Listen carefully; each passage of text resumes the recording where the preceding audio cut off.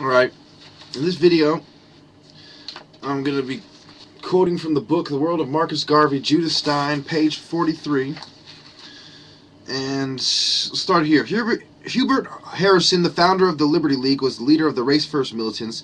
His open agitation against lynching, segregation, Jim Crow, peonage, and disenfranchisement was an assault against the Republican politics of Tuskegee and its northern satellites. So you see how the Republicans were also in on the Tuskegee projects, even though they try to blame it on the liberals. And even the Jews noticed that both sides are corrupt. Now it goes on.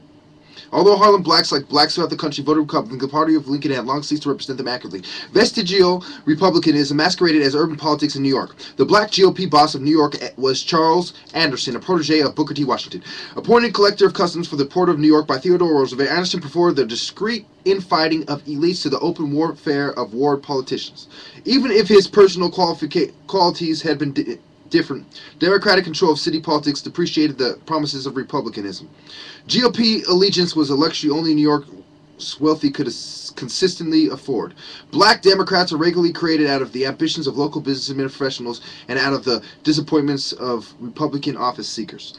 But the small social base and the narrow bill of complaint made it possible for Tammany boss Richard Croker to create a racial fiefdom run by Harvard-educated Ferdinand Q. Morton, who was like Charles Anderson, carried the priorities of the elite that dominated racial politics. So, this is a Jew who's pointing out that the elite dominates the racial politics. They're mad because Garvey's talking that fucking shit.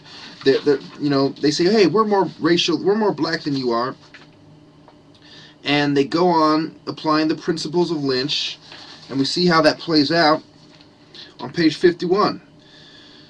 Du Bois, who remained a part of the new group, shared their ideas. He concluded that the principle of self-determination cannot be wholly applied to semi-civilized people. The disposition of German Africa should be guided by the chiefs and Western educated elite of Africa, educated Afro-Americans, and the independent Negro government of Abyssinia, Libya, and Haiti. A new state should be created in Africa under the guidance of organized civilization, the thinking class of the future Negro world. But Du Bois soon retreated from advanced Afro-American opinion. While in Europe to investigate the conditions among black soldiers, he hastily assembled a Pan-African Congress in Paris in 1919. Tempered by the conservative French colonial elite, the Congress concluded only that Africans should be permitted to participate as soon as the level of development enabled them to do so. Participation should be extended at some future time. Africa is ruled by a consent of the Africans. Words like independence, self-government, and even Pan-African participation were conspicuously absent. Africans in the British colonies did not dissent from their French colonial brothers. Casey Hayford's Gold Coast leader summarized the thinking of leading Africans up and down the East and West Coast when he asserted, "We cannot at present rule ourselves. Every other race has had to be under the tutelage of another nation more advanced in the science of government until such time as they were sufficiently advanced to manage their own affairs." So you see the kind of difference in the ideas of Booker T, Du Bois, and Garvey.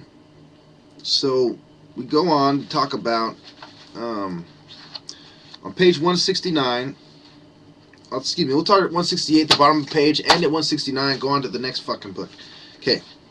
Actually, we'll end it, because I don't want to lose what I've got so far, because of fucking these haters hate on me. So, Garvey's appeal to the powers that be was not only transmitted by intermediaries, he hammered away at the socialist views of some of the critics and emphasized his own political orthodoxy. He accused the NAACP of fomenting lynching by always endeavoring to encourage forced companionship between the races.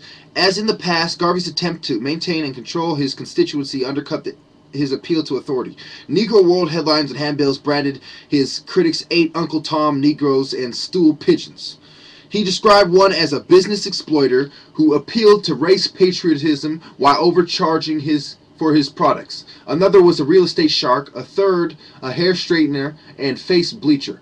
All were selfish grafters who have been living off the blood of the race. Garvey's rebuttal did not change things. Neither the appeal to the classes nor the masses seemed to work. He invited 300 prominent whites to a big rally in Carnegie Hall. Few appeared, and Garvey was not in good form that night. So, who was he trying to rally? The Carnegie guys. The Carnegie Institute motherfuckers. They're off killing blacks. They're like, we're not trying to hear your black militant talk, which is true, because we're too busy killing blacks and using the bootlickers to do it.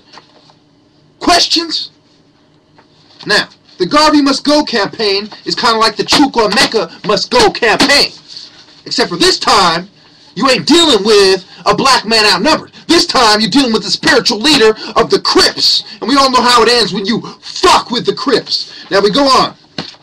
The Garvey Must Go campaign of 1922 was the final act in the break-up of wartime radical politics. Although the polemics pantomimed real issues, it clarified none of them and brought out the worst characteristics of each contender. Every move stemmed from weakness.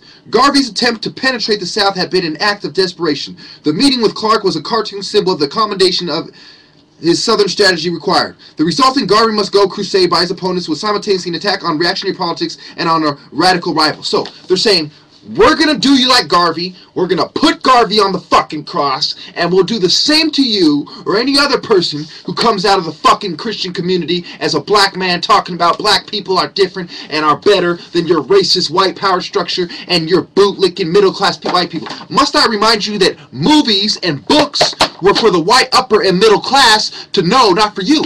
That's why when they start spreading the movies, the SOPA comes out. Why? Because they don't want people to see the movies that they want only rich people to see. Period.